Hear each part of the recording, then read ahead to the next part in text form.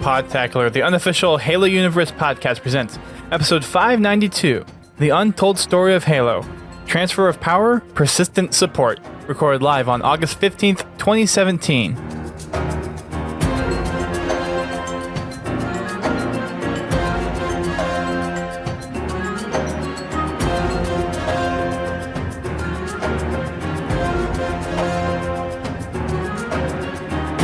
Hello everyone, welcome to Podtacular, the unofficial Halo Universe podcast. I am your host, Duststorm. I'm your co-host, Godzilla T. And we are tackling the final part in this untold story of Halo posted over on Vice. We've been through the first two parts. They were quite lengthy, and we are finally wrapping up the entirety of this article. So we're going to be covering the transition from Bungie to 343 of the Halo franchise in this part, leading up to where we are now in the Halo franchise as far as the game development side is. But we have a couple of news things that we're going to hit on before we jump into the article and wrap things up.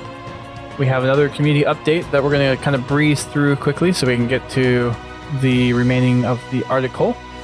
So the first thing is we have a content update coming for Halo Wars 2. This will be the last content update, I believe, as part of the Season Pass before we get Awakening the Nightmare as its own separate DLC, which is going to be coming in September. But we're going to have Yap Yap the Destroyer be our next leader in Halo Wars 2. We have a little bit of a glimpse of some of the units that we'll actually see in Halo Wars 2 from Halo 5 Warzone. The Grunt Goblin will be making a return in Halo Wars 2. And then there's a couple other specific unit types that's going to be specifically for Halo Wars 2, such as the Brute Rider, which is a grunt just rides a brute, which kind of looks a little cute, actually. Then there's the Heavy Grunt, that's the Fuel Rod Grunts, basically. And then a Grunt Swarm, which is just a Spirit Dropship with a whole bunch of grunts. Don't forget the Methane Wagon. Oh, yep. Sorry, I skipped that one. And then the Methane Wagon, which is a souped up, what's that vehicle called? Chopper, thank you. Yes. with an extra set of wheels. Yeah, it's got 2 wheels. Well, I guess technically 4. Because one wheel is got 2. 4 wheels. Yeah. I'm looking at that and I'm like, I don't think I want to be on the receiving end of that thing. No, and then it's got fumes of methane pouring out the back as well. I wonder if you hit one of them tanks if it explodes. That would be really funny. I hope it does. Yay! Oh. They really need a Grunt birthday party skull for Halo Wars 2 multiplayer with this leader power. Or not leader power, but with this leader. I think if you play this leader, it should automatically turn on. Yes. That would be quite the sight to see. And York is saying in the chat that Yap Yap was the grunt that was mentioned in the Flood Halo book. Not sure if that's right, but someone else wants to... Yeah, I think so. So there are a few grunt names that are like very similar to that or whatever. That does sound right. I'd have to go look through the book to find out for sure, but... And Eric Ibu is correcting us, and it says the vehicle is Shadow, but it basically looks like a chopper. Technicalities, Eric Ibu. It looks like a chopper. Yeah, I don't think I've ever seen a Shadow before, other than my own. Yeah. So that's going to be the leader that we're going to get in the next content update for Halo Wars 2, which I'm guessing will be dropping next week, if not the week after. So sometime before PAX comes around. Oh, okay. Yap is the one in the book. Okay, so it's not the same. Not Yap Yap. Close, but not quite. Cool. Thank you, Eric Ibu. We got a lot of lore nerds on this and Fudge. in our chat, specifically Fudge. He's the big one. So we have some weapon tuning updates coming to Halo 5 multiplayer. The active camo is going to get tweaked. It's going to get buffed a little bit. Hasn't been as effective as has been desired, and it probably hasn't been used as much. So they're going to be buffing that. The energy sword is going to get a little bit of a little reduction to speed boost, And then the beam rifle has been, they deemed too effective when firing from the hip. So they're going to be nerfing that a little bit as well. Well, I got to say, the beam rifle has always been good firing from the hip. Beam rifle is probably the best. Even when they first, when they introduced the weapon, that was just a thing with it. It was always better at firing from the hip than, compared to the other sniper rifles. Yeah. I think the Halo 2 beam rifles were actually not quite as effective as just the regular beam rifle in Halo 5. No, the Halo 2 beam rifles were more effective at firing from the hip. Oh, really? I thought they were always a little bit more difficult. They were easy. I'm not saying they were than the base one.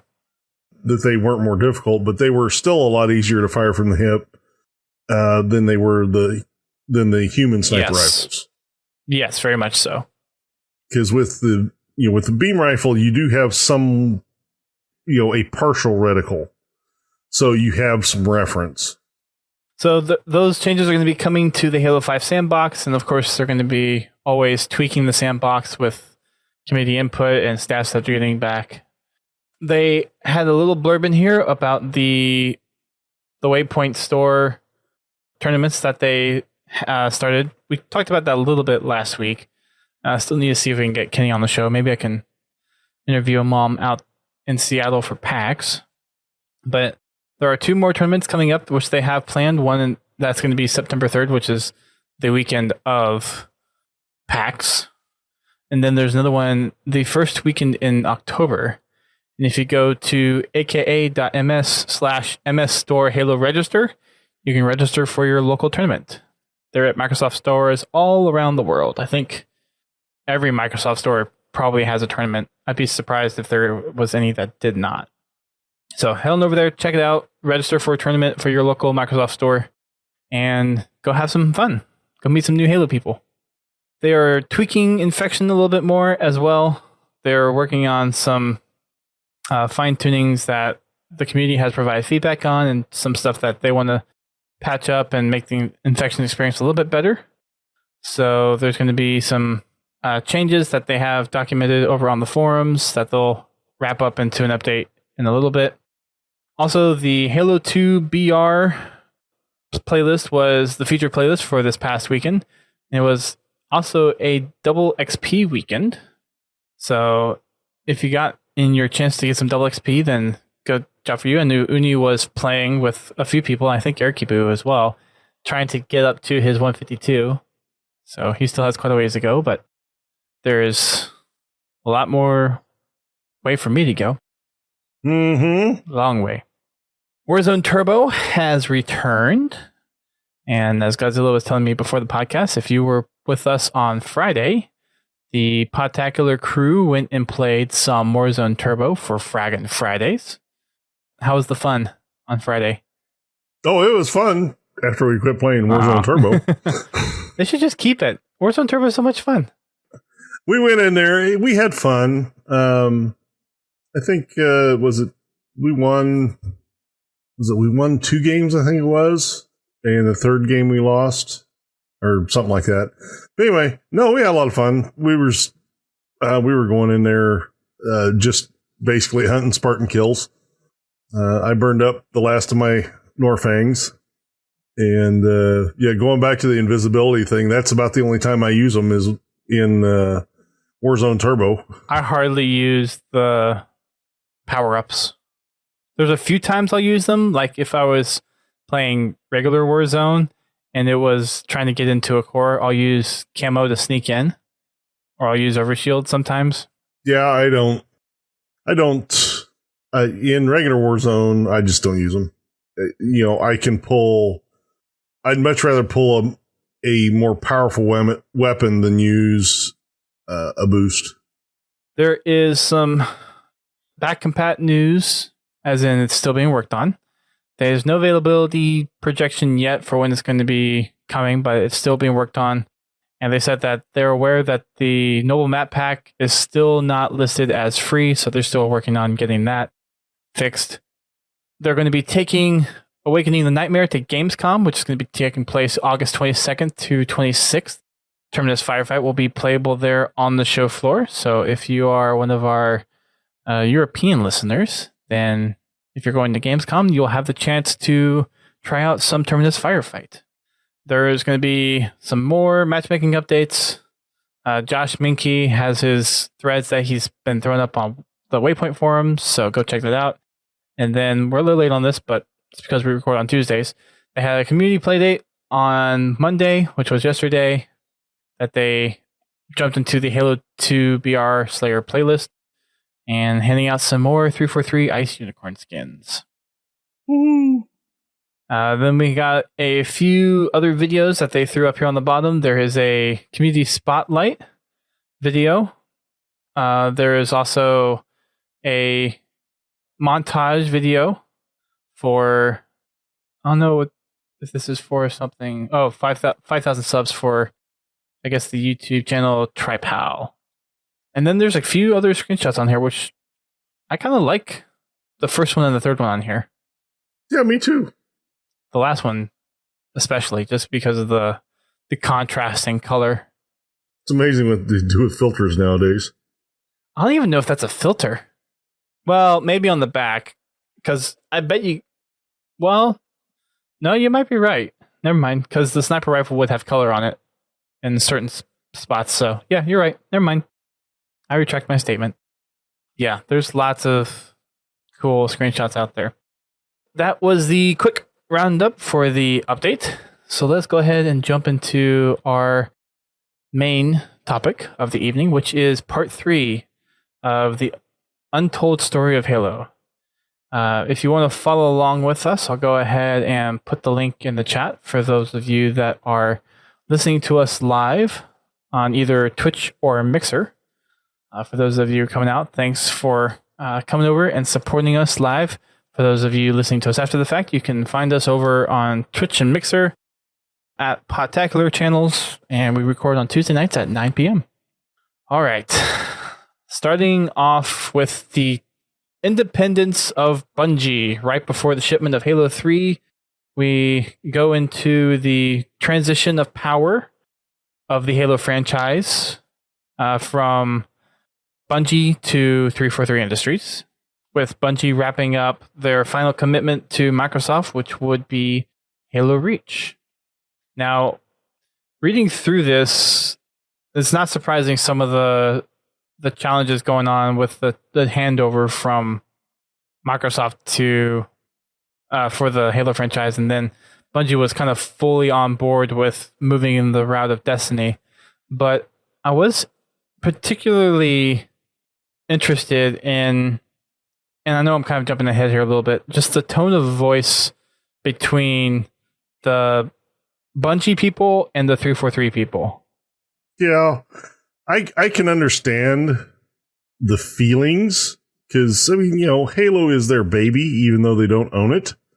So, I can understand not wanting to let go of it, but they didn't want to make any more Halo games. So, get over it. Anyway, I understand what you're saying. It seems like the transition could have gone better. There were a lot of people that they were harboring some pretty bad feelings when it came to the changing of the guard, as well as I want to say, at least. Pretty much, yeah. I did notice that in this particular section, Jamie Gizmer, is that his last name? Griesmer. He got, it just kind of sounded like he got a little whiny towards the end, as far as the statements they posted in this article. So I was kind of surprised, because I thought when Jamie was pretty much done with helping out with ODST, I thought he was pretty much in on the Infamous team. I didn't know that he was still, I guess, consulting to get Reach done. And then when 343 finally took over, that a lot of the developers or the creative team were still reaching out to Jamie to double check their, well, not necessarily double check their work, but make sure that they're holding true to what they envisioned Halo and if they were doing the right thing. I wasn't aware that Jamie was kind of tied to Halo to this great extent, even through the time that 343's been exclusively managing it. Yeah, the one thing that amazes me is how much Marty was involved in the game. I know that too. I mean, people know his music and they think that's all he did, and that's not all he did. He was involved in the development of the stories of the games, and that really floored me. I mean, his concept for Reach was the Titanic. Everybody knows the Titanic sinks at the end, but they wanted to tell that type of story. They wanted to tell a story that everybody already knew the ending to, but were hoping that they could change it type deal. And, which, the Reach, that's pretty much the development of the story. I mean, that is the story of Reach. It falls. It floored me with how much he was actually involved in the development of Reach and the building of the story and the characters, and it just really surprised me. Yeah, even like since Halo 3, Marty has been playing a pretty big role as far as the story.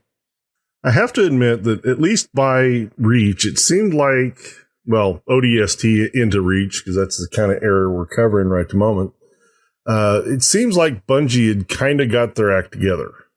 Yes. And they were really in the business of producing games. Where before, it's kind of like, a bunch of buddies get together and want to do something, and then they never can agree what they want to do. So, I like to, throughout the article, you can kind of see Bungie maturing as a company. And becoming more focused on things.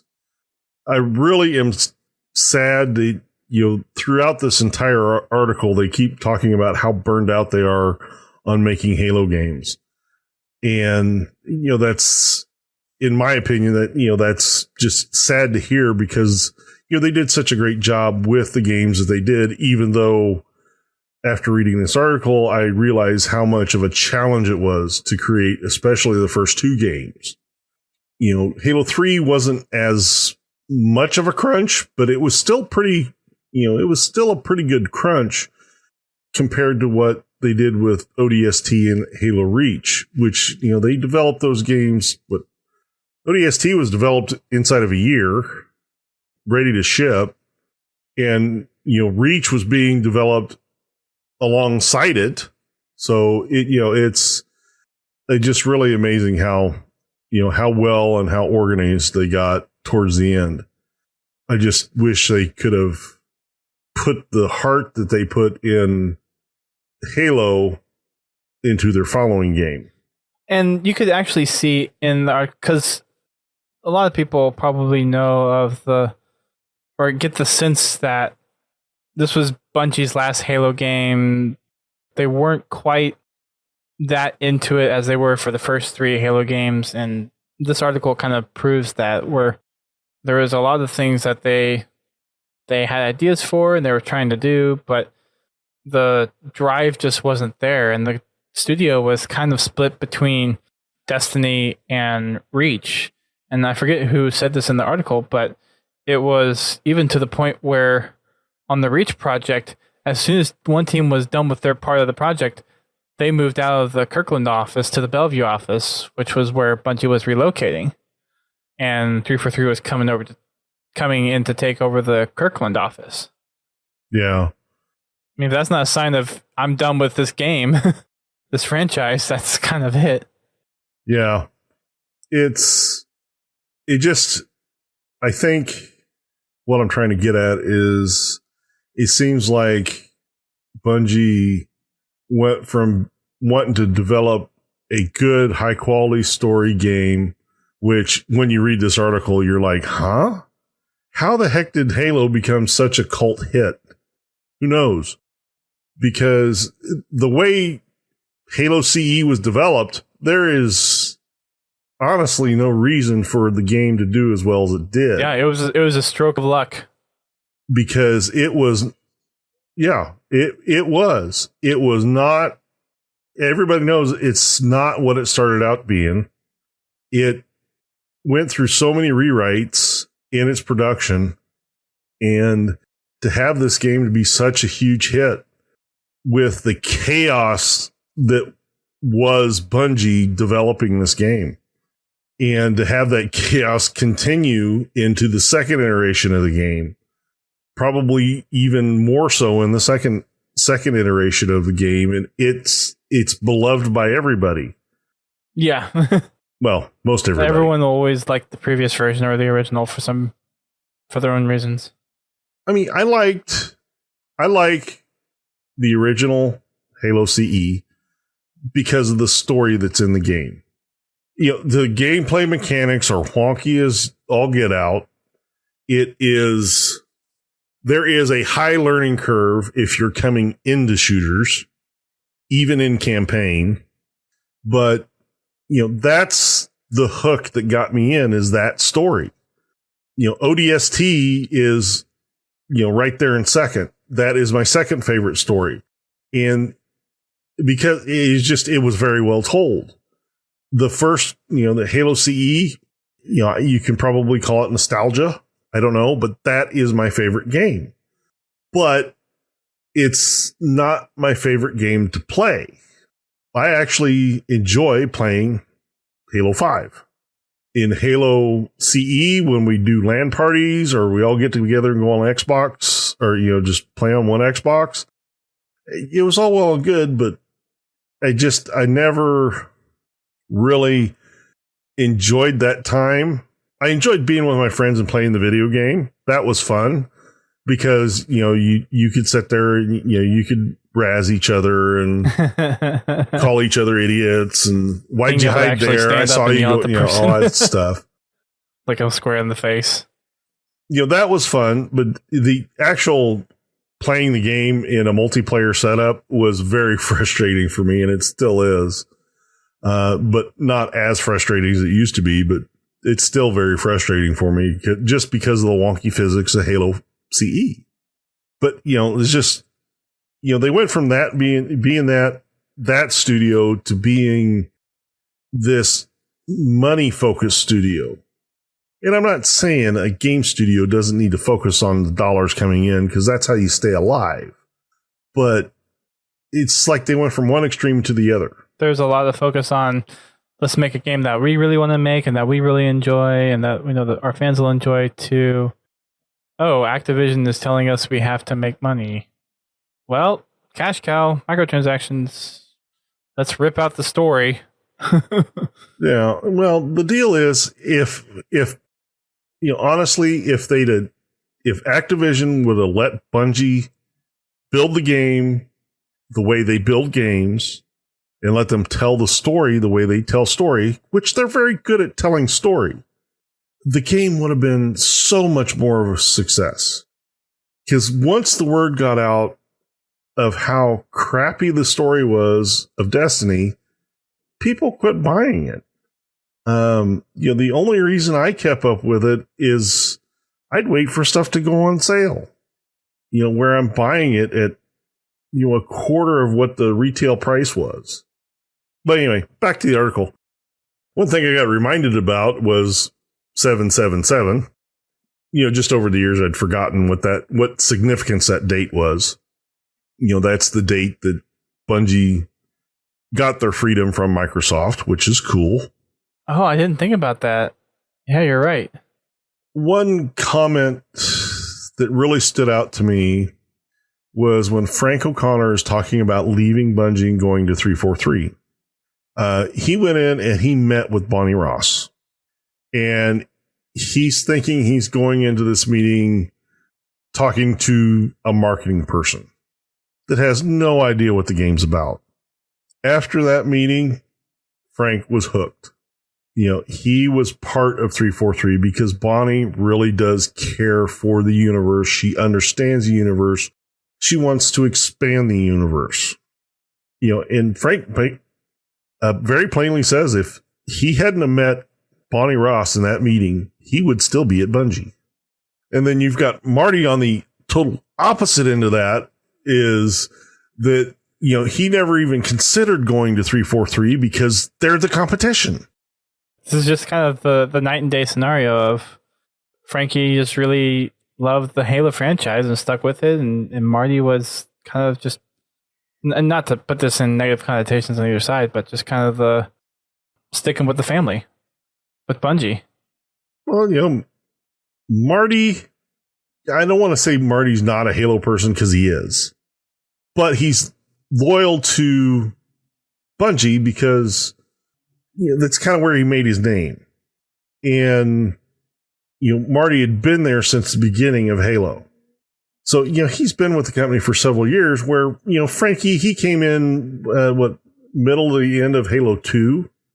Don't get me wrong, he'd been there for a while, but, Marty's been there since the beginning, hence Marty the Elder. And then Marty tried to convince Frankie to stay with Bungie. Yeah, he wanted Frank to stay. And Frank was basically told Marty, I love Halo and I want to stay with Halo. And that means I go to 343. There was, they talk about the changing of the guard, about controlling the IP as far as, the getting the information off Bungie.net over on the Microsoft stuff. So, the early Waypoint, or what was it? What was it before Waypoint? It was something else. I thought it was Waypoint. I thought they had a predecessor to that. Maybe they didn't. It's gone through so many iterations. It's not the same Waypoint as it was when it launched. No, it's very different. I thought it was Waypoint because there's the 360 Halo Waypoint app. And I thought that's where everything resided. Maybe that's what I'm thinking of. Maybe it's between Waypoint, the Halo channel, and then the new, whatever it is, the Halo app that's getting me confused. Possibly. But yeah, Frank said in here that he knew that Destiny wasn't going to be his thing because it was going to be more RPG based, and he doesn't want to grind and that kind of stuff, which is one of the reasons why I didn't stay with Destiny either. For him, that was the right fit. And then 343 eventually reached out to Max and Certain Affinity to do more DLC for Halo Reach, do Halo CE Anniversary, and then they helped out with the Master Chief Collection and Halo 4 DLC. So even though the new studio really didn't have too many, I guess, former Halo developers on there, 343 was at least smart enough to utilize some of the resources that were currently, or had in the past, worked on the Halo franchise before, that at least try to make the new studio successful in taking on their own realm of what they would eventually make their own Halo franchise or start morphing it in that direction. I mean, a lot of the things that showed up in Halo 4 were basically ideas that Bungie had left on the cutting room floor. They were trying to make a transitional game, bring up some of the stuff that Bungie had left out of games due to lack of time or lack of polish on the item. They were following Bungie's lead with the Spartan abilities or the armor mods. So, they were following that direction. They really didn't get to truly express themselves in Halo 4. They did a really good job with telling a really good story, but, they dropped the ball on the multiplayer. And by the time they'd gotten things where everybody closer to what everybody wanted, they'd already lost the audience. And, they do mention that in here. They admit that they screwed up on the multiplayer stuff. They took it too far away from the classic Halo. And I think, with Halo 5, yes, it is not classic Halo, but to me, it still has that feel. You have, the additional mobility in Halo 5 doesn't detract from the gameplay experience. I think Halo 5 did a lot better job of bringing it back in that way, but as the article kind of hints at, they kind of missed the ball with it on Halo 4. And Frankie attests to it, and we know about it just from stats, but the population for matchmaking did not stay with Halo 4. It dropped quicker than it did for Reach. I think it was within 2 or 3 months, the population was below that of Reach for Halo 4. And even faster than that, below the population of Halo 3. Yeah, which that's kind of bad. But at the same time, they discuss in here, and they kind of admit to trying to do too much with the first game. And Ryan Payton, who I don't think we've actually seen too much publicly. I think we saw a little bit of him during Halo 4's development, but he had these big ideas and some kind of groundbreaking ideas to really change up the Halo scape. And he was brought on as the creative director, and this really sucked. And I feel really bad for him, but he got knocked down from creative director to, narrative director? And a lot of the other people that were in here, I think Frankie and I forget who else was commenting on it, but just the ideas that Ryan was coming up with were just show such a shakeup and so different to Halo. And while some of the stuff was prototyped out and playable, it just didn't end up fitting. Yeah. But some of it came back into Halo 5. If they would have put out the game that Ryan wanted for Halo 4, there would have been a major, major uproar. Don't get me wrong, there was a lot of people complaining about Halo 4 and the multiplayer, but the way they talk about, they don't actually mention any of his ideas, but the way they describe what he wanted to do with Halo, it wasn't going to be a Halo game. It was going to be something else. And it turns out later on he winds up working on Metal Gear, I think it was, wasn't it? Well, that was before he came to work on Halo. Or no, he went to work on... He left 343 and started working on something else. What was it? He started his own company called Camouflage, I think. Uh-huh. Yeah, I'm trying to look for the game. I forget what it was called. Republic.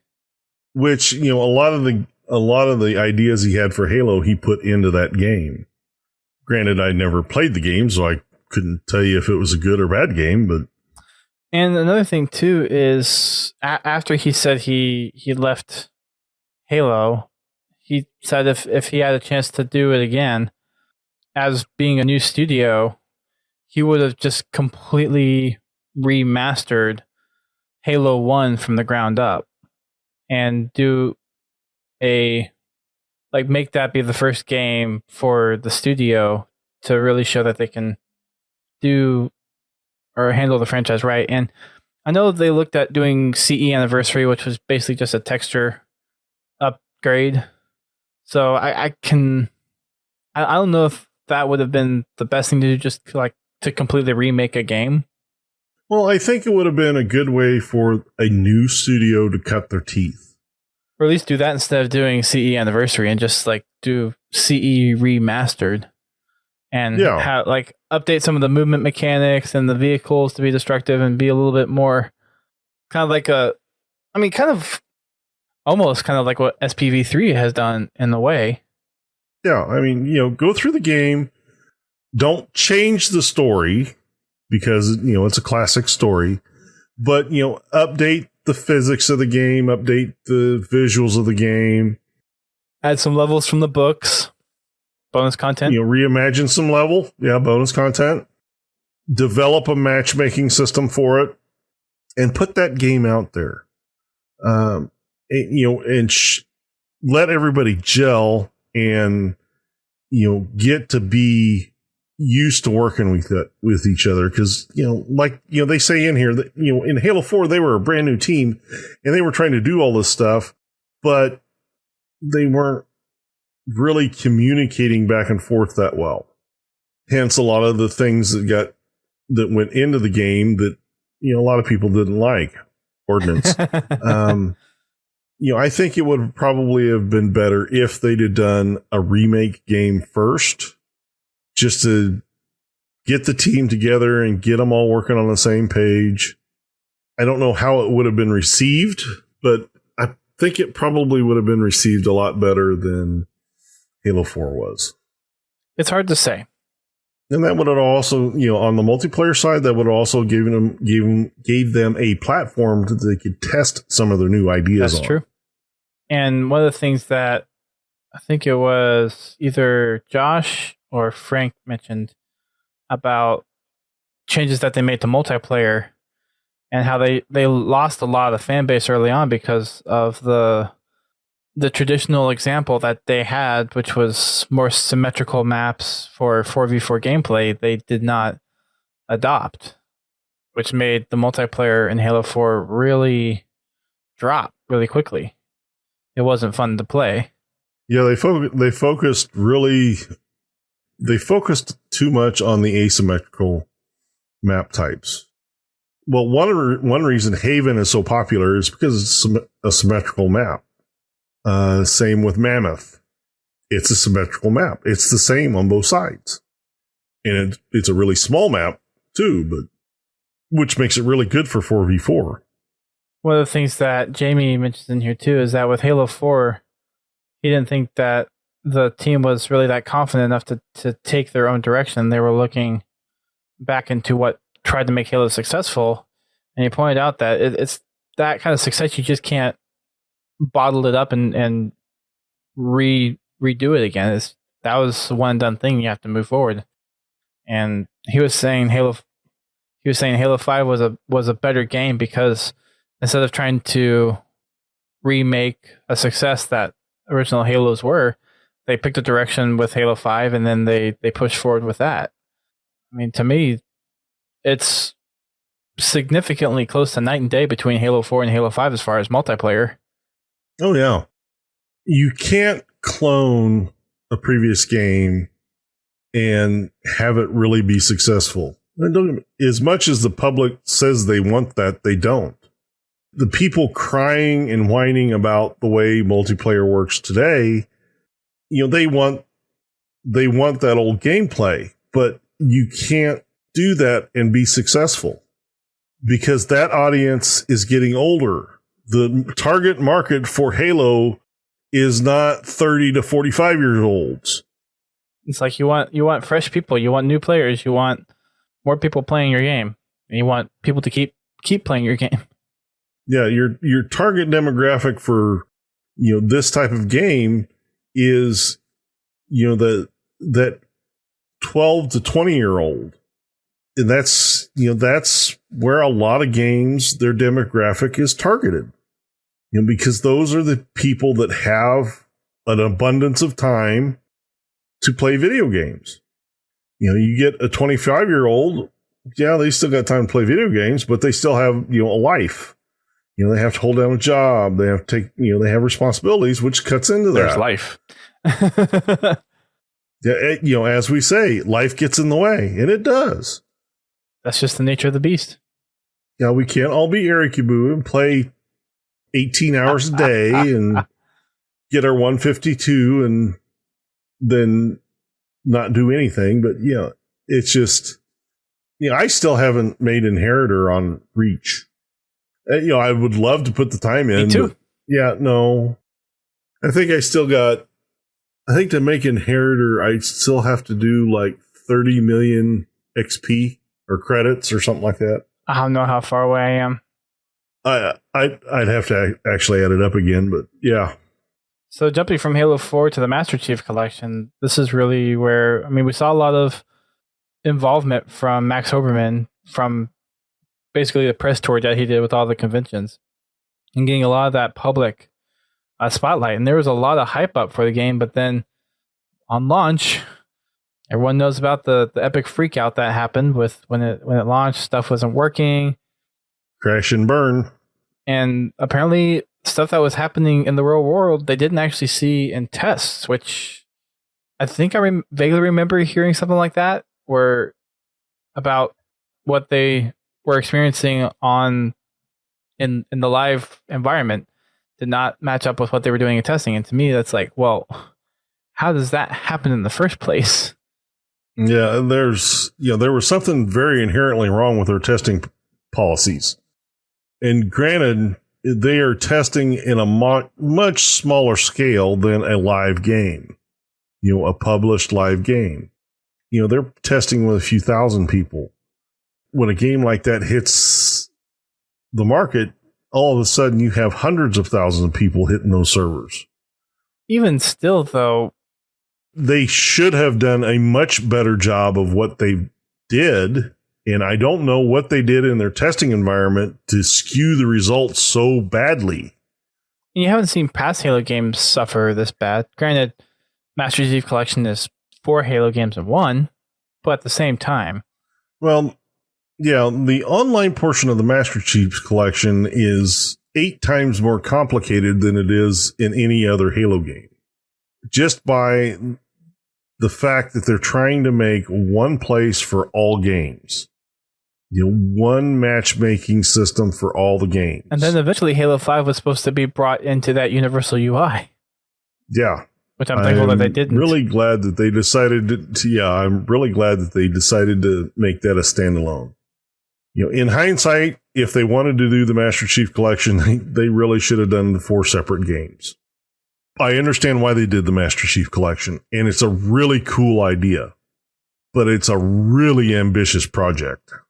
They should have been working on that almost, the day after they started Halo 4 or finished Halo 4. And, they should have maintained a lot more control over what happened with the programming for the game.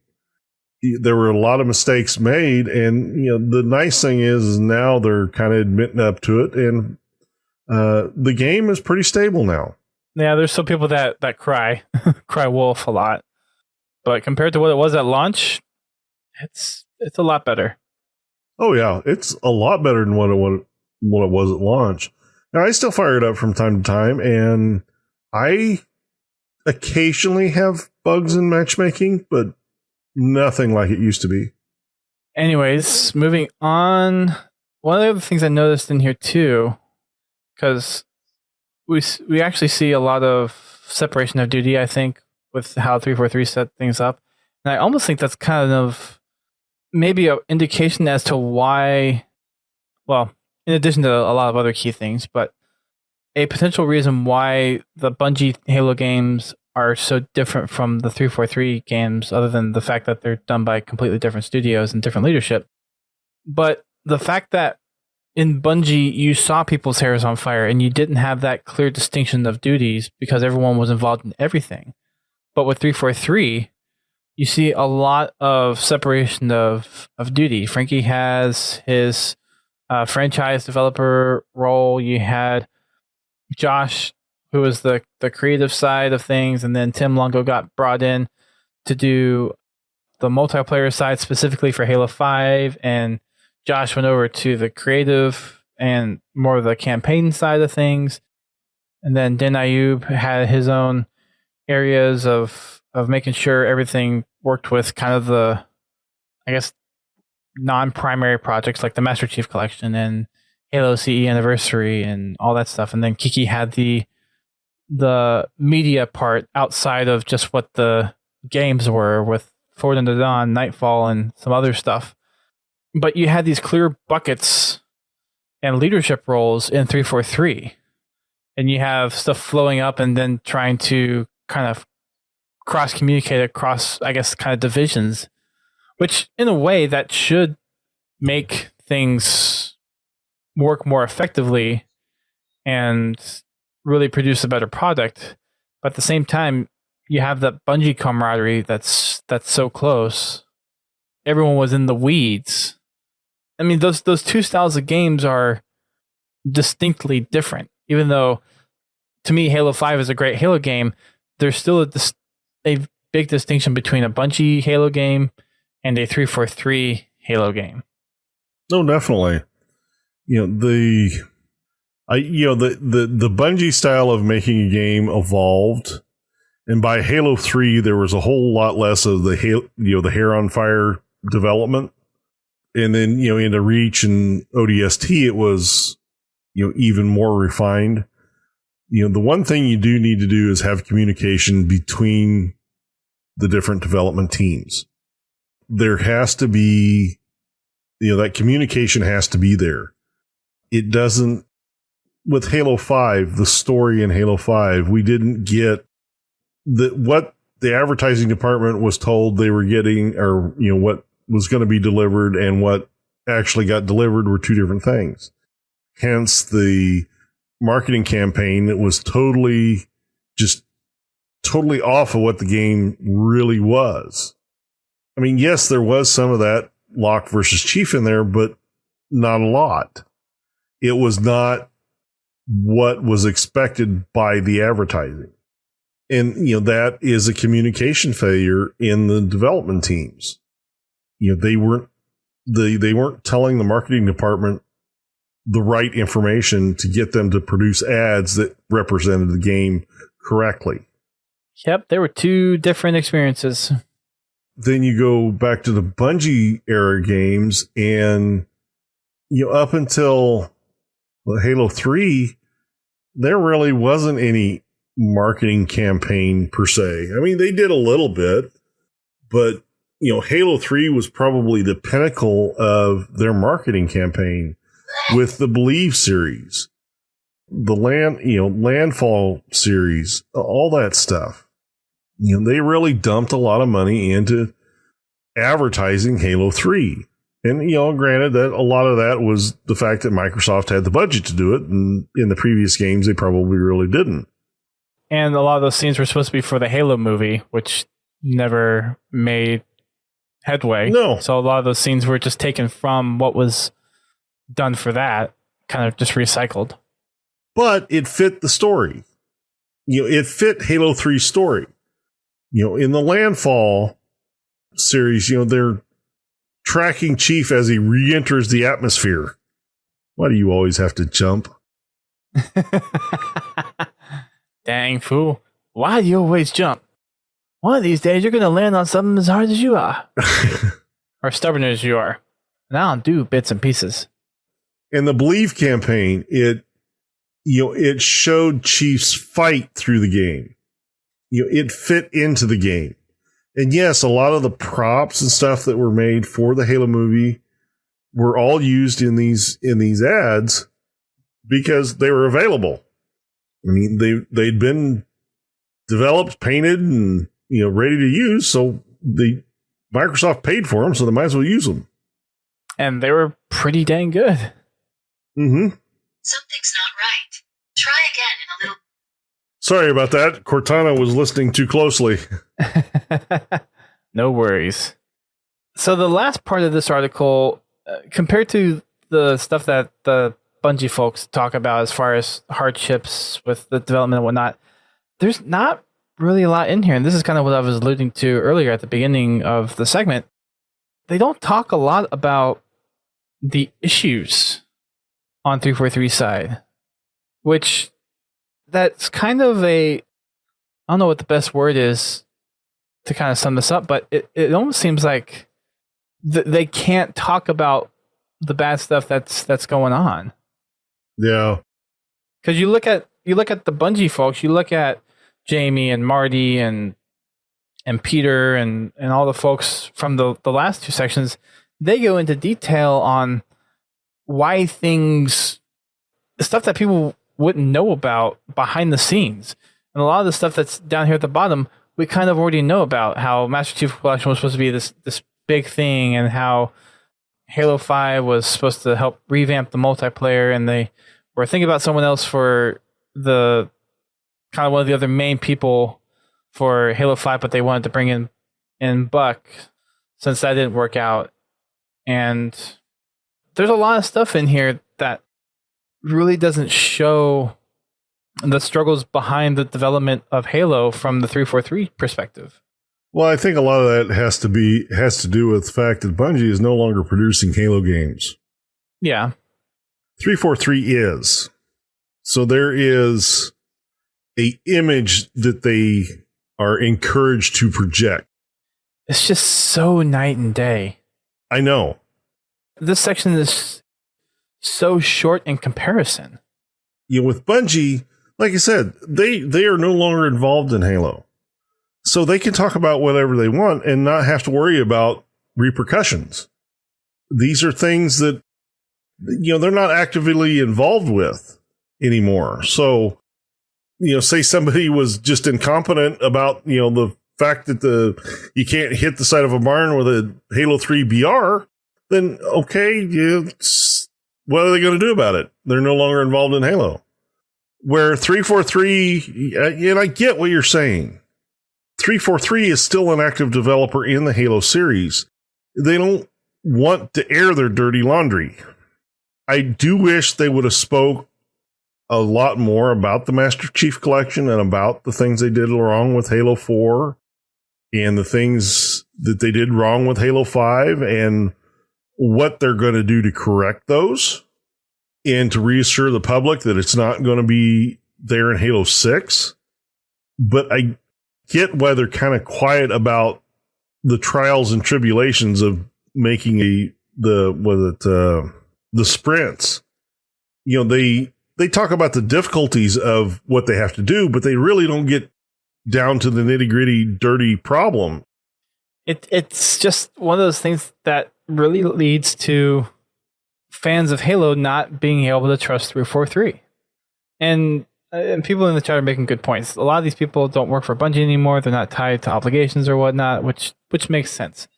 But at the same time, people have voiced legitimate issues with the Halo 4 campaign, the Halo 5 campaign, Nightfall, some of the other side things that 343 has done with the franchise, and none of that's in here.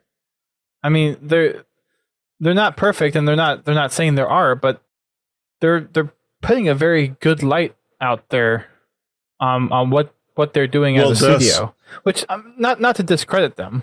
Well, when Halo was in the Bungie camp, I never heard I didn't hear a quarter of any of the stuff that's in this article about their development.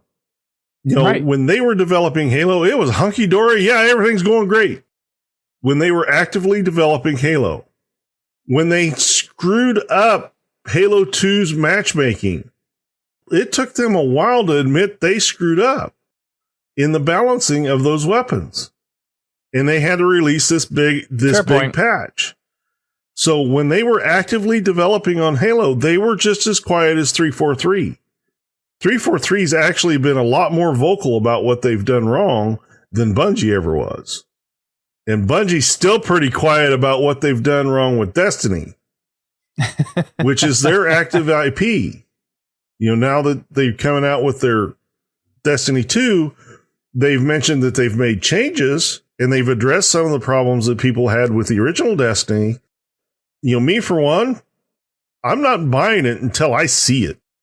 I'm not going to give them any more money until I see that they have corrected all the problems they had with their last game. Because there was nothing that really tied me to that last game other than I had friends playing it and I wanted to play with my friends since they weren't playing Halo. I get what you're saying.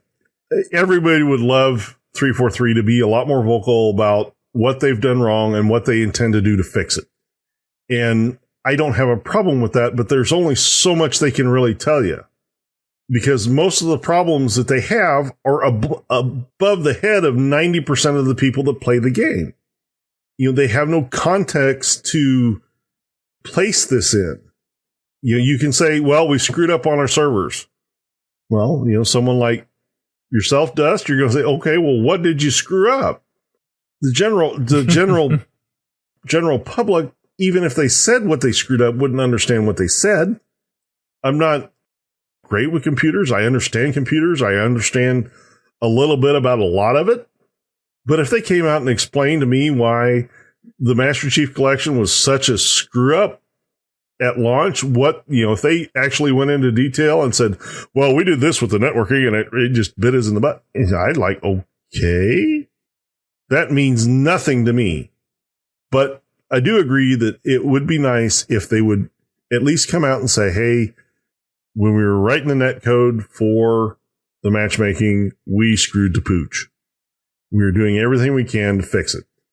And it just, how much information is enough information? How much information is too much information?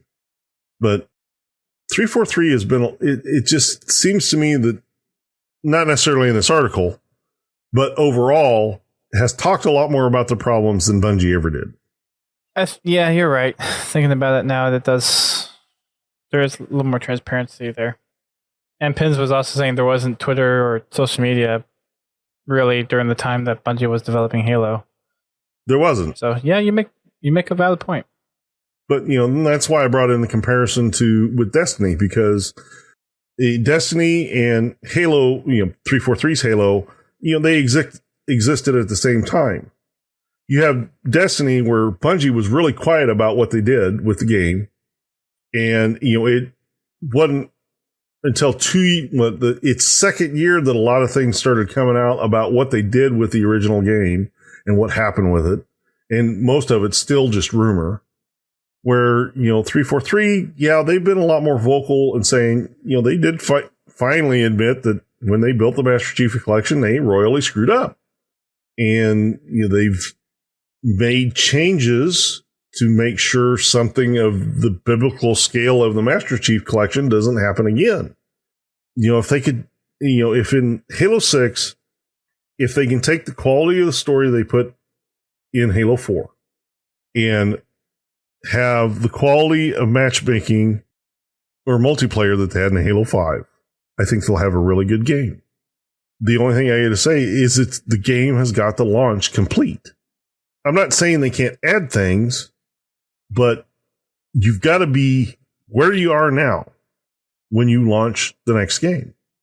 And that is something I would like to see in this article more prevalent. They do mention that they learned a lot about campaign with Halo 5 and that they're going to change the way they write the campaign. I just hope they don't dumb it down too much for people, because there are a lot of people that buy the game are lore nuts, and they buy the game just for the story. They care less about multiplayer, and for the most part, that's me. I buy the game for the story. The multiplayer, it's just something I have fun with my friends. But I want the story. I want that to continue. It's a beautiful story, and it has a lot of potential, and the books are great. There's a lot of good pieces of story in Halo 5, but it didn't stretch throughout the game, like it had in previous games. Stuff like that I would have liked to see more about in the article. So, that's it. We've gotten through all 3 parts of the article. We have wrapped it up. That is the end. It was interesting to see the dark side of Halo development as far as Bungie stuff goes. And yeah, it was really dark.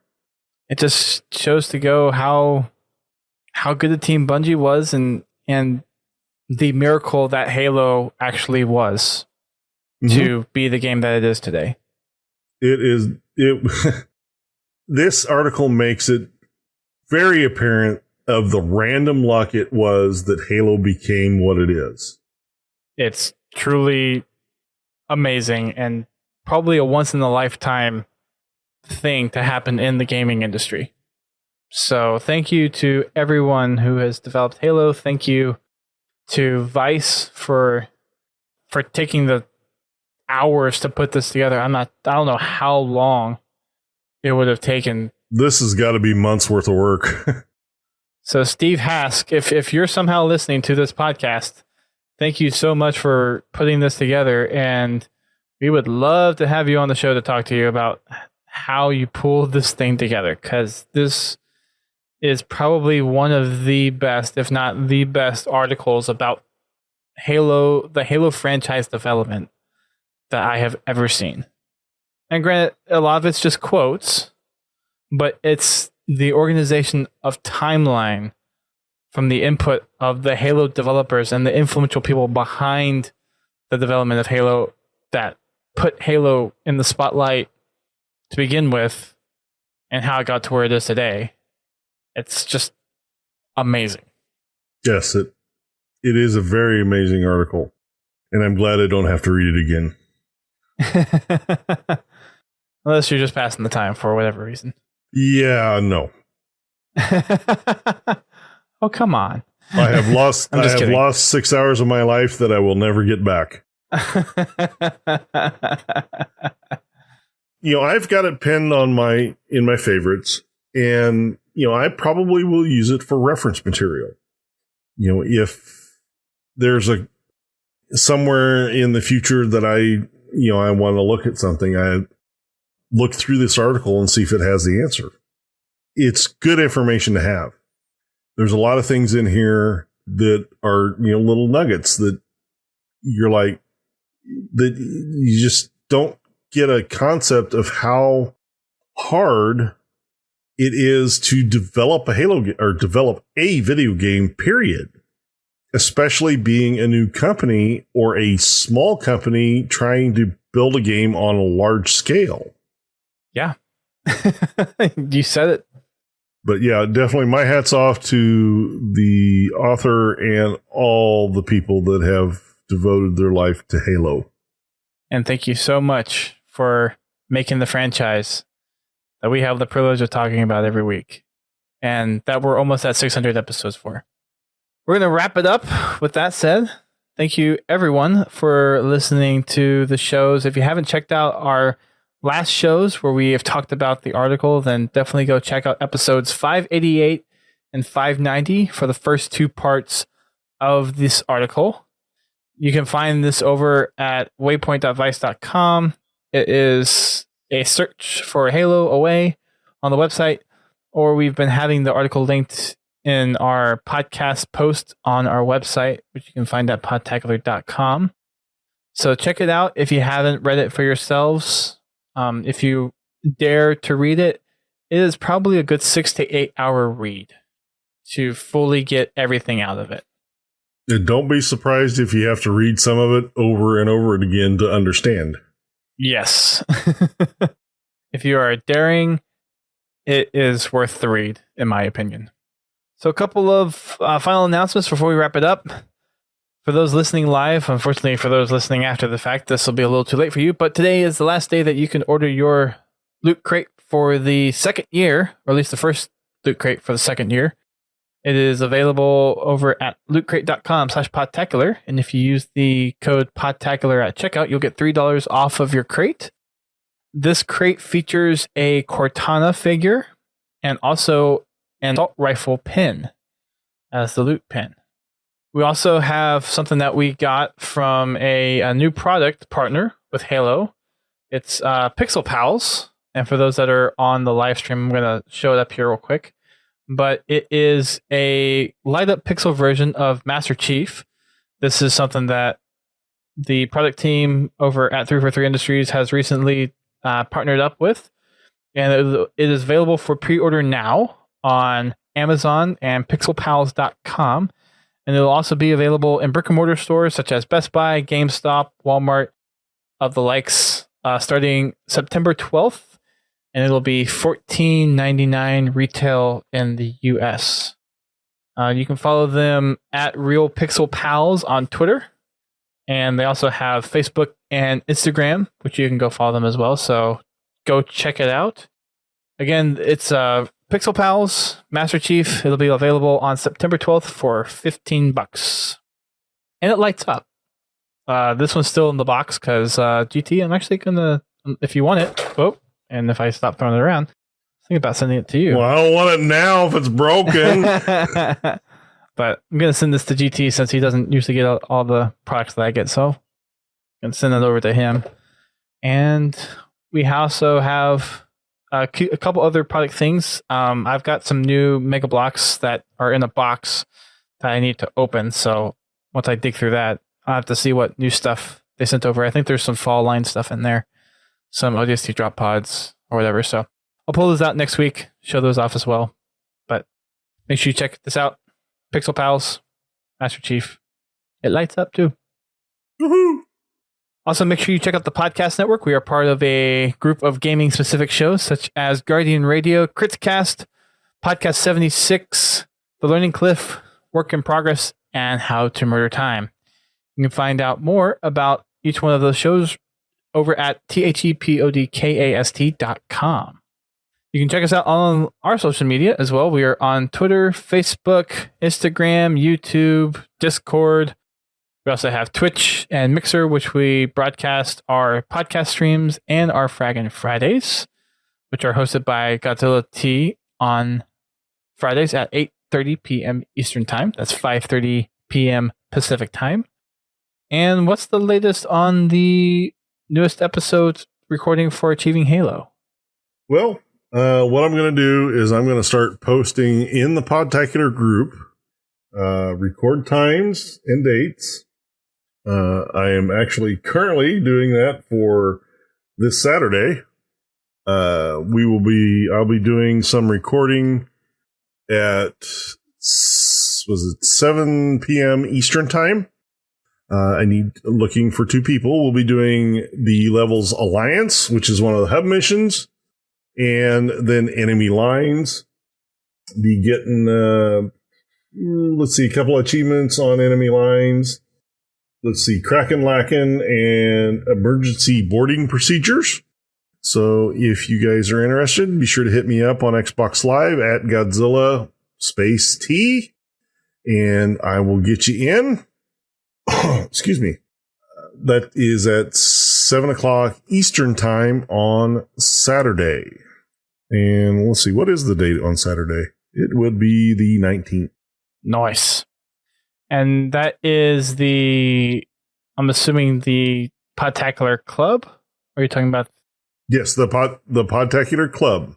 So if you have not joined our Xbox Club, you can also head on over to podtacular.com/Xbox, and that will take you to our club where you can request to join. And then I think just because of how clubs work, we have to approve it or whatever, but there's no requirements. So just request it and then you'll get added to the group. And we also have our Discord and our Spartan company. So we are still fighting our way to get the Achilles helmet. I haven't checked in a while where we're actually at, but that's still happening. It's still going. That'll wrap it up for us tonight. So thanks everyone coming along this long journey as we dive through the developmental history of Halo, mostly on the Bungie side. And we will be back next week with, not sure yet. We actually don't have anything planned for this week. It's been a while since we've actually had nothing planned on the books. There is Halo's Custom Edition CMT's SPV3 coming out on the 19th, this Saturday. And then there is the DLC, which will probably be next week, or I guess the new leader for Halo Wars 2. And then Awakening of the Nightmare comes out in September, shortly after PAX. We'll figure out what to do in the meantime, but we'll be back here next week, Tuesday, 9 p.m. Eastern Time. Thanks everyone for tuning in. We will see you all next week. Keep on fragging them trucks. Later.